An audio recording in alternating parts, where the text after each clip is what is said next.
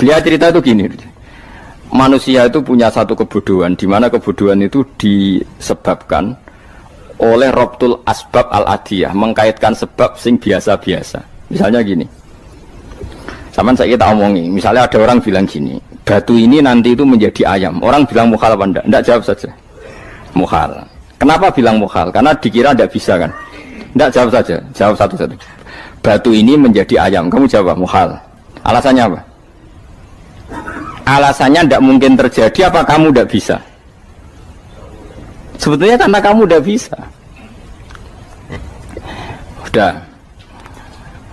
Lau ukhbiro dzakar rajul. Andai kan orang itu kamu kasih tahu, klungsu ini biji asem itu, biji pohon asem itu. Nanti yang kecil ini suatu saat besar. Setelah besar buahnya banyak, tambah besar, tambah besar. Terus orang bilang mungkin. Ketika bilang mungkin itu karena dia bisa apa hanya karena menyaksikan berkali-kali ada kejadian nak klungsu ditandur, iku iso dadi gede. Coba sama jawab. Karena dia bisa apa karena hanya menyaksikan itu sering terjadi? Hanya misalnya. Artinya zaman dia mengatakan mungkin itu pun tidak memberi kontribusi ikut buat. Iya enggak? Tetap bergantung kudrahnya Allah. Dia hanya bilang mungkin karena sering melihat. Sebenarnya dia enggak sama sekali memberi kontribusi. Lah ya darani mungkin ya ora urun. Paham ya? Lalu kenapa dia kecangkeman terus muni wong wis mati dadi lemah gak mungkin dadi manusa meneh. Lho zaman dadi manusa sing wis ngene iki kok mani dene lara melo gawe.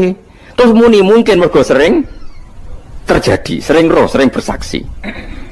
Berarti sebetulnya manusia itu pakai ukuran dia mampu tidak mampu apa pakai ukuran bersaksi melihat. Bersaksi. Nah ini kan problem kita sebagai manusia itu problem. Mulane disebut wa kanal insanu dzaluman jahula wis goblok aja-aja. Mergo manusia itu nak wis goblok aja-aja. Makanya saya kemarin diminta ngisi di pondok kajen. Kalau sampeyan berdebat sama orang ateis atau orang komunis itu gampang saja. Dilatih begini seperti teorinya Quran. Ya nanti saya teruskan ini tak ulang lagi ya. Saya ulang lagi ya. Andai kan nggak pernah terjadi telur itu jadi ayam, nggak pernah terjadi sama sekali. Telur itu jadi ayam. Terus kamu mengasih tahu orang tadi, telur ini loh nanti jadi hewan yang hidup terus terbang. Mesti dia bilang mukhal, mau benda mati kok nanti jadi benda hidup yang terbang ngalor ngidul. Berhubung sering terjadi dan dia pun tidak ikut bikin, bilang mungkin. Paham ya? Saya ulang lagi ya. Berarti dia bilang mungkin karena sering apa? Terjadi dan dia lihat. Andai kan pertama kali nggak ada telur sama sekali yang jadi ayam, terus pengalaman pertama di dunia belum pernah terjadi. Kamu kasih tahu telur ini nanti jadi ayam terus terbang. Orang ini bilang mukhal enggak? Mukhal. Berhubung sering terjadi bilang enggak? Nah berarti kita nanti bangkit dari kubur gampang saja bagi Allah. Cuma belum pernah terjadi kamu mengatakan mukhal. Nah makanya otak kita harus dibenahi. Makanya jogeman percaya ambek yang pernah kita lihat, yang sering kita lihat. Percayalah dengan akal, tapi akal waras deh. Karena waras itu serepot tatanannya wangil. Makanya Islam itu melatih. Kul falillahil hujjatul balighah. Misalnya begini ya, dulu kalau Gerwani atau PKI atau siapa saja lah, itu kalau melatih anak-anak TK, makanya seorang ulama harus punya kecakapan penjelasan ibanatul ahkam. Itu anak-anak kecil dilatih. Anak-anak kamu terpejam, mintalah manisan sama Allah. Ya Allah saya minta manisan, saya minta permen.